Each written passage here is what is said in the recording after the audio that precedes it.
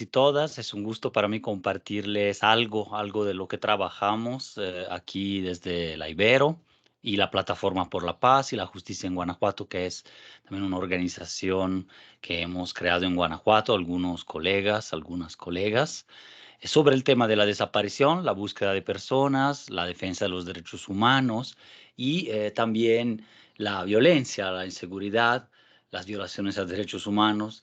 Y entonces vamos a ver algunos conceptos. Voy a proyectar eh, una presentación PowerPoint misma que también expuse el día jueves en el Observatorio Ciudadano de León, en una serie de mesas que tenemos para compartir estos temas sobre desigualdades y también violencias, que nos pidieron dar esa mesa como Ibero y hemos estado ahí. Entonces voy a mostrar pantalla y abrir más bien principalmente esta.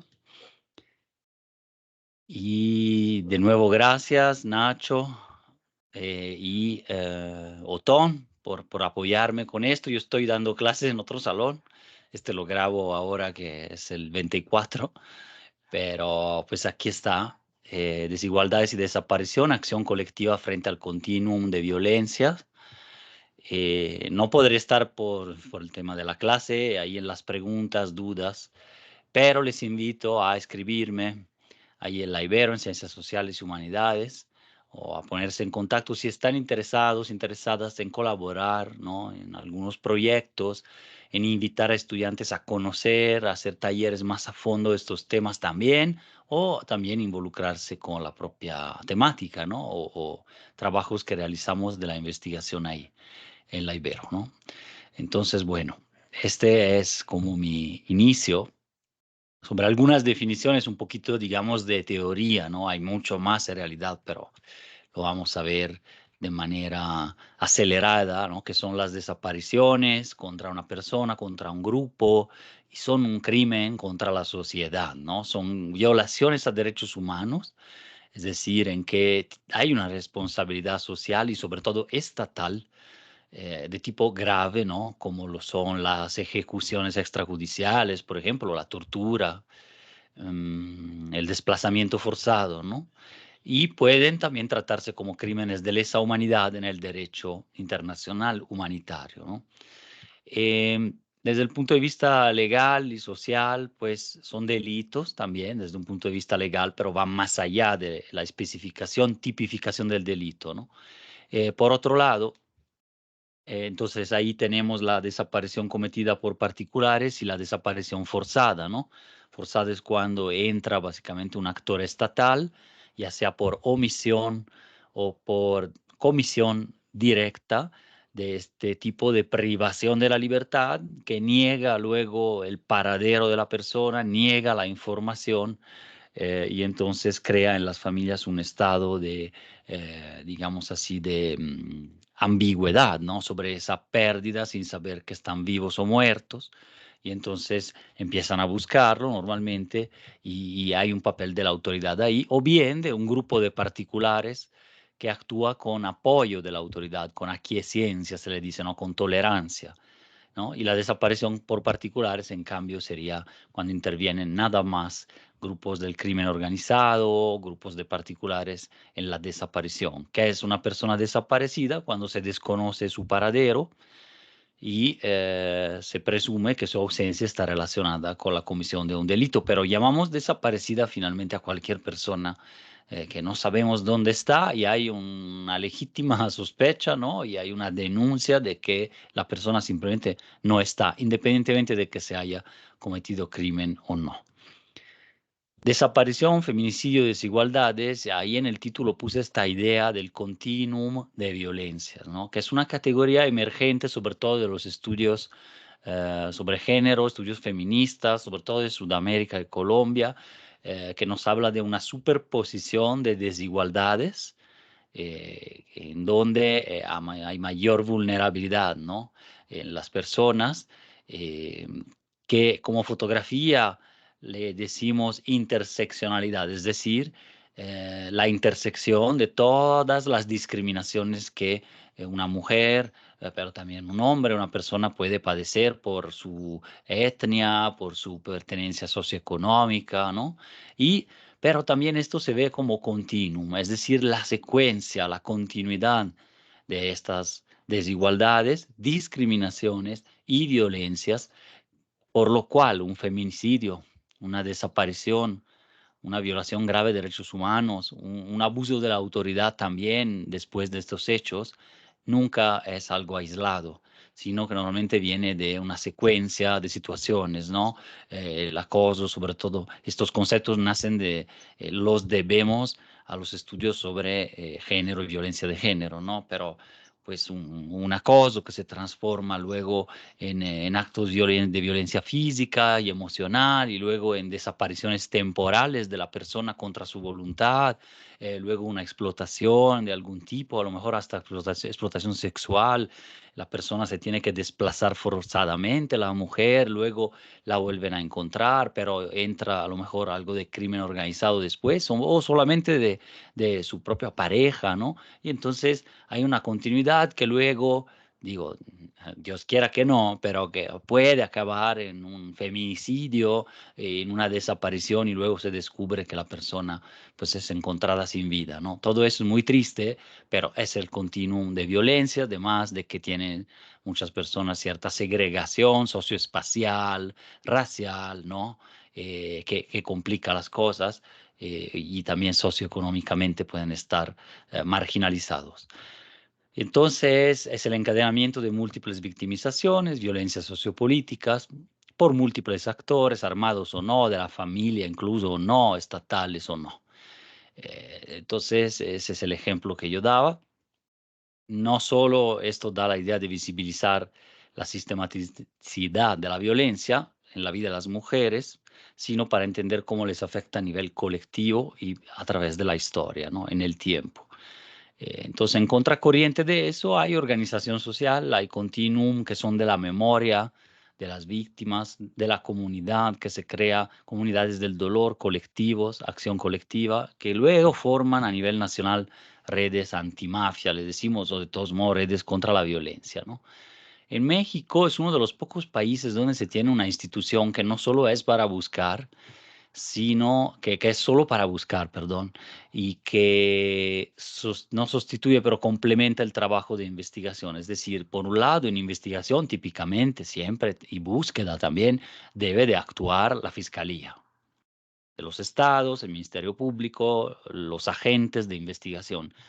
Pero debido a falta de acción, debido a la historia de México reciente, al desborde de la problemática los últimos 20 años, y al tema de que muchas veces no buscaban. Entonces se crea la Comisión Nacional de Búsqueda, empiezan a operar en 2018, 19, 20 en todos los estados y son búsquedas independientes de lo que haya acontecido con la persona o de que si hay una denuncia en fiscalía o no, ¿no? Entonces una búsqueda humanitaria se le dice general y es un deber de las autoridades.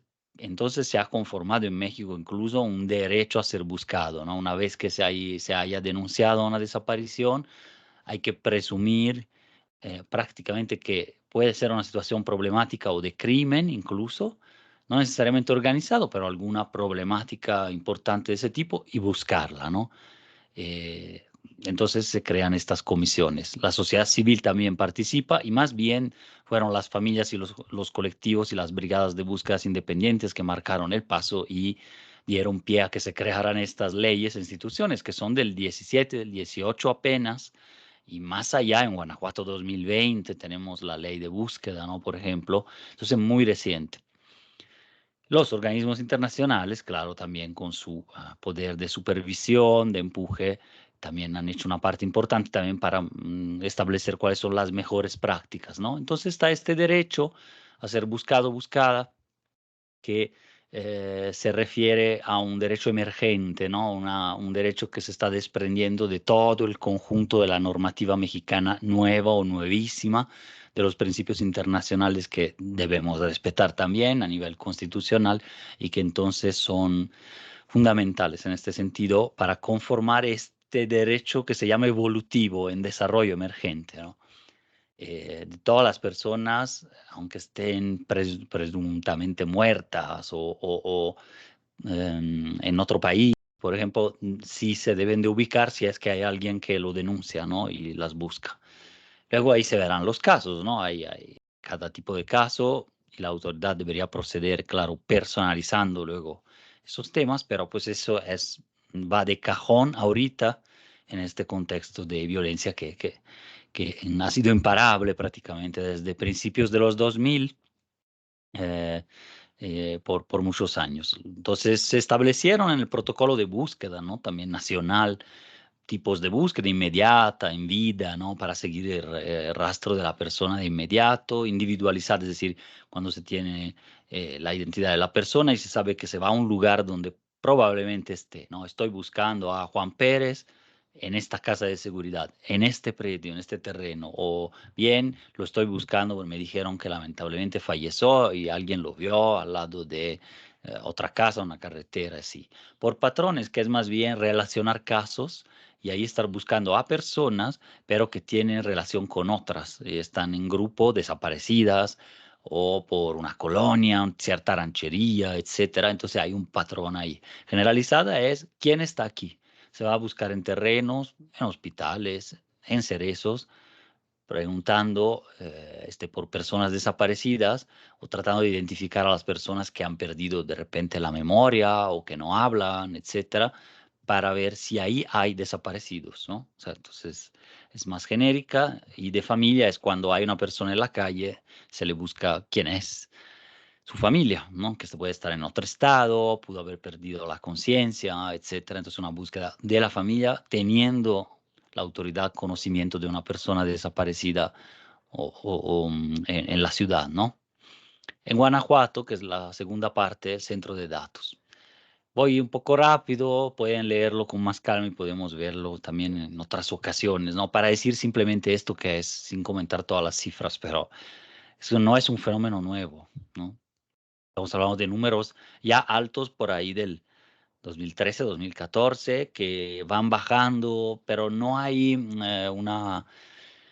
monitoreo ciudadano de todo esto realmente en esta época. No se habla del tema. Guanajuato es inversión, Guanajuato es crecimiento, Guanajuato es trabajo, pero no es violencia y no es desaparición, aunque de 2016 en adelante crecen las desapariciones imparablemente, se multiplican por 7 veces del 18 hasta hoy, hasta 4.185 y sobre todo los homicidios también y la aparición de fosas clandestinas crecen de una manera preocupante y acá del 16 Guanajuato alcanza la tasa nacional superior a los 24, 25 homicidios por cada 100.000 habitantes en esa época y la rebasa y llega a tener una tasa en estos años del 20, 21, 22, ¿no? 23, de entre 3 a 4 veces superior a la tasa nacional, ¿no? Ahorita veremos algunos datos de cómo se movieron. Número de personas desaparecidas por municipios, ¿no? Tenemos Celaya, Irapuato, León, Villagrán, con números muy, muy altos de personas que desaparecieron en estos años pero que no se han encontrado y van acumulándose, ¿no? Claro, siempre hay personas que desaparecen en el año, a lo mejor en Guanajuato en promedio, ¿no? 2.500, 3.000 personas son reportadas como ausentes y desaparecidas, pero por su mayoría regresan o se retira la denuncia y ya no deben ser buscadas, se sabe de ellas o fallecieron, ¿no? Pero se identificó. Todas estas que ven aquí son las que no, entonces se acumulan. ¿Por qué hablar de tasas? Que vamos a ver después, ¿no? La tasa nos habla de cada 100.000 habitantes, el tamaño del fenómeno sobre la población. Entonces, porcentajes, proporción. Bueno, aquí se ve, por ejemplo, la de homicidios en México, se calcula por sobre de la población y este es como ha ido creciendo a partir de los años 2000, del 2007, de manera exponencial bajando un poquito y luego volviendo a subir sin parar hasta 2018 y luego 2019 y 20 establemente y ha tenido una baja reciente. Esto es en proporción de la población. Los números son insultantes y muy altos de todos modos, porque estamos hablando siempre de que entre 35 y 36 mil homicidios hasta 29.000 son cifras muy altas, pero viendo estas tendencias por sobre de la población es como entendemos mejor el fenómeno que simplemente hablar de cuántos muertos hay a diario, ¿no? Entonces, aquí en Guanajuato tenemos tasas, por eso mostré las de desaparición, ahorita vamos a verlas más bien, de 200 por 100.000 habitantes. La tasa nacional se espera que sea del entre 20 y 24 máximo para 2023 y era de 24 justamente en 2022. Entonces, bueno, de 24 a 200 es casi 10 veces más, por ejemplo, ¿no? De la nacional, y aquí se ve como lo que llaman mapa de calor, que también no me parece buena expresión, pero bueno, el mapa de donde hay más homicidios. Estos son reportes de desaparición en municipios de Guanajuato, que son las personas reportadas como desaparecidas en la historia del 2012 hasta hoy. Pero son, digamos que el 87% han vuelto de estas, ¿no? Por eso es que quedan 4.185 personas. Es una cifra bastante alta, ¿no? De todos modos. Y aquí la tasa. Ahora sí, hay municipios como creo que Villagrán y Pénjamo que tanto en números absolutos están en los primeros cinco por número y por tasas sobre la población, ¿no? Tasas de 402. No se puede comparar con homicidios porque esa tasa de homicidios es anual. Esta es la tasa acumulada de todos los desaparecidos que hay en este momento, que vienen del 2008, 10, 15, pero su gran mayoría son del 2020 para acá de estos, ¿no? Entonces, promedio de Guanajuato, 65.1 personas cada 100.000 habitantes, ¿no? La tasa nacional, al tener 115 y 116.000 personas desaparecidas, y aunque baje, pongamos a 100.000, si logran realmente identificar, como se ha dicho a nivel federal, y mostrar con todo lo de la ley que sí hubo esos hallazgos de miles de personas que dicen que por ahora no se puede formalizar ese tipo de hallazgo, entonces quedan 116.000, pues es una tasa de 88.5 y aunque fueran un poco menos, sigue siendo una tasa muy alta, probablemente va a ser siempre 70, 80 personas cada 100.000 habitantes que están desaparecidas en México. Y esto es personas localizadas por municipio. Aquí no es muy relevante, solo saber que el promedio es más alto que el nacional, 87.6 en Guanajuato, pero que no se debe necesariamente a la actuación de la autoridad, también, ¿no? Pero también a diferentes factores socioeconómicos que determinan cierto tipo de desapariciones y su regreso de las personas. Pero los que nos preocupa son esos 3, 400, 500, esos 1.000 al año que se acumulan y las autoridades no los encuentran y no regresan. Entonces, aquí está. En esta jornada nacional de búsqueda que fue el 18-20 de abril pasado, fue la unión de 250 colectivos del país para crear justo primero una unión, ¿no? Nuevamente, si hay movimientos nacionales, como el Movimiento por Nuestros Desaparecidos, que aglutina más de 80, el Enlaces Nacionales, que también tiene decenas de colectivos, pero este esfuerzo es mayor para también posicionar el tema, ya que ningún candidato o candidata, yo diría que ni a nivel estatal, y ni a nivel federal ha avanzado, ha planteado propuestas completas, serias, detalladas, claras, porque hay un camino recorrido en estos 5 o 6 años de aplicación de estas nuevas leyes, que es un aprendizaje y no se está del todo tomando en cuenta, valorando, ¿no? Para avanzar, como en cambio se está haciendo en otros campos. Pero en este, pues más bien es mostrarse de repente con las víctimas, diálogos, soluciones a veces o propuestas sobre la seguridad, el poder judicial, a lo mejor los policías, pero poco específico sobre esto que ya es todo un tema en México, ¿no? Imaginen todo el andamiaje institucional que hay.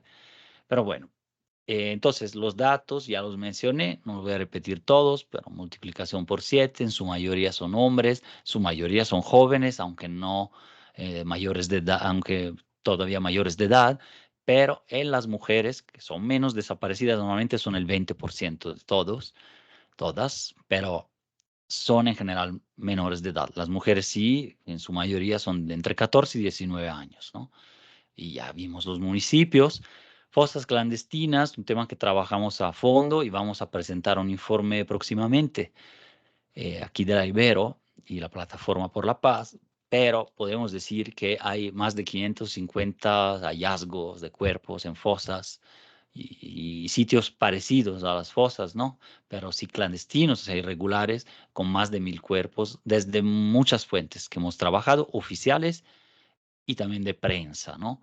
Sobre todo en estos territorios que refiero, ya es un patrón eso de ocultar cuerpos de manera masiva, sobre todo por parte de grupos criminales, pero siempre con potencialmente presencia, tolerancia también de autoridades, sobre todo autoridades locales, y incluso grupos de poder de todo tipo fáctico, privado, empresarial, bajo cuyos intereses, ¿no? Responde o funciona la violencia en general en territorios del país, ¿no? Entonces aquí son los resguardos de cuerpos que la fiscalía tiene. No ha cambiado mucho esa cifra. Son cuerpos que no han sido identificados, no han sido restituidos y quedan en manos de la fiscalía. Pero esto sí es más preocupante porque lo resumo muy rápido. Sí ha cambiado el número de cuerpos sin identificar que están en fosas comunes de panteones, o sea, en los panteones municipales, ¿no? En León, Celaya, en todos lados hay cuerpos de gente no identificada que podría ser buscada por su familiar y estar desaparecido incluso con denuncia y todo, pero terminó ahí, no fue identificado antes. De estos no se tiene casi registro, no se tiene, sin duda, no se tiene, seguro no se tiene el examen genético, el perfil. Entonces no pueden ser identificados aún queriendo o aún si yo doy mi muestra genética a la fiscalía y lo checan, pues si están ahí, no. Entonces están pidiendo los colectivos una búsqueda. Este número ha estado variando de manera medio increíble y de 825 cuerpos quedan 376 de un año para otro, pero la fiscalía no dice que estos cuerpos fueron llevados a otro lado. Parece que están muy mal los datos o han cambiado repentinamente y los municipios dan otros datos además. Entonces, no, ahí sí es un tema como para investigar. Falta de avance en casos de acciones urgentes ante el Comité de la ONU. Saben que hay un procedimiento internacional, las familias pueden recurrir a él. Nosotros asesoramos 15, yo en particular solamente dos, de Acámbaro y Celaya, y acompañamos todo un proceso integralmente, pero pues aquí adelante abogados, abogadas, pero también internacionalistas, a todas las carreras de alguna manera pueden aprender de esto para apoyar en algo, ¿no? Y entonces se apoyan estas familias que están siempre bajo amenazas, ¿no? Aquí la plataforma fue incluso a denunciar la situación en una audiencia, también participó una compañera, acababa de egresar Aranza de RI, fue también a acompañar esta comitiva de denunciantes de la situación en México, con 6 realmente asesinatos documentados en Guanajuato y otros 3 también documentados, pero que no se han hecho públicos. Entonces, 9 personas buscadoras asesinadas del 2020 para acá. Y el caso de la buscadora Lorenza Cano de Salamanca, desaparecida hace 3 meses. La organización social, aquí voy muy rápido, es la parte más esperanzadora en realidad, ¿no? Como pueden ver, su organización es la que ha empujado desde hace antes que estuvieran las leyes, desde que esto empezó en la época a desbordarse con Felipe Calderón, ¿no? Y a seguir en promedio con crecimiento hasta la fecha. Pues han sido los colectivos, ¿no? Que en Guanajuato son más recientes, son del 2020 para acá, la gran número de estos 26 colectivos que hay hasta ahora, ¿no? 24 se han formado del noviembre del 19 hasta ahora. Y pues si tienen todo ese tipo de acciones, vincularse con redes nacionales, internacionales, presionar políticamente, hacer actos en Ciudad de México, marchas, pero también acompañar a otras y otros que están mal, ¿no? Que están en esta misma situación, ir a buscar con brigadas independientes o con las autoridades, por ejemplo, ¿no? Hacer memoria, acciones colectivas, murales, rituales, de todo tipo, ¿no? Aquí vemos algunos, incluso religiosos, otros no necesariamente, murales, tendederos, árboles de la esperanza, misas, pero misas para los desaparecidos, y esos son diferentes, son de denuncia, ¿no? Entonces aquí van viendo cómo aparecen. no voy a comentar más. Pueden recuperar este mapa en el Twitter de Desaparecidos Guanajuato o de la Plataforma por la Paz. Periódicamente lo actualizamos ahora, ya es mayo 24. Lo puse como adelantándome un poquito, pero sí, ¿no? Te muestra cómo ante la problemática por fin y con apoyo de Asociación Civil, de la Ibero León, primero de asociaciones de Guanajuato, gente solidaria, y luego ya un poco más a nivel nacional e internacional, han podido empoderarse, pues trabajar todos estos temas. Y regresando, pues este es el mapa completo, ¿no? Hasta este año todavía han nacido incluso nuevos colectivos, ¿no? 2024 aquí en Irapuato, algunos se van separando en diferentes grupos, ¿no? Que nacen de uno solo, otros surgen de por sí, y en rojo los casos más antiguos que trabajaban en Guanajuato, pero sobre todo en fuera del estado, ¿no? Entonces, porque sus casos son de Zacatecas, los cazadores de León, y de probablemente Tamaulipas, Nuevo León, el caso de 22 migrantes de San Luis de la Paz, desaparecidos en 2011, pero digamos que ahora sí apoyan a las demás compañeras, digamos, del dolor, pero de la acción también en Guanajuato. Acá el acompañamiento de las principales organizaciones que han estado, ¿no?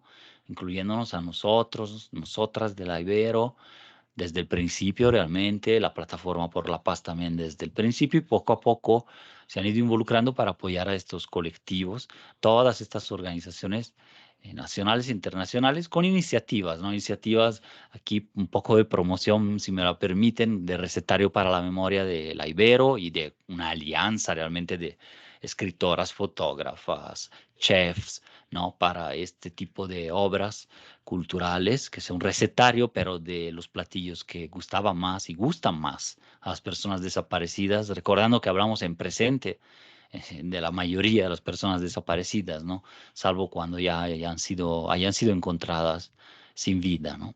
También hicimos, bueno, este fue un proyecto de investigación que financió la Ibero-León en mi caso, a veces también del caso del programa en derechos humanos con Lulu Contró, ¿no? Pero calendarios para la memoria del colectivo Buscadoras Guanajuato y la canción también que hicimos en conjunto, pero bueno, que no hubiera sido posible sin la activista guatemalteca Rebeca Lane, que la ven ahí cuando estaba embarazada, cantó esto con mucho amor, la verdad. Esta es otra canción, ¿no? Para Ramona, que ya se encontró con vida, esta es su mamá, Sandra Mercado, pues, activista, ¿no? De Silao, por ejemplo. Entonces, pues ahí tenemos algunas iniciativas culturales, como este arbolito de la memoria en Salvatierra. En Salvatierra tenemos los proyectos varios.